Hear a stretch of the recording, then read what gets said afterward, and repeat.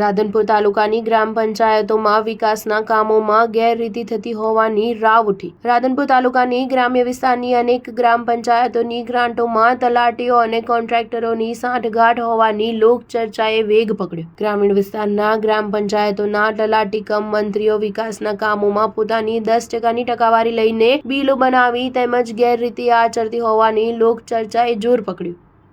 પાટણ જિલ્લાના રાધનપુર તાલુકાના ગ્રામ્ય વિસ્તારોમાં વિકાસના કામોમાં વ્યાપક રીતે ગેરરીતિ થઈ હોવાની બુમરાળ।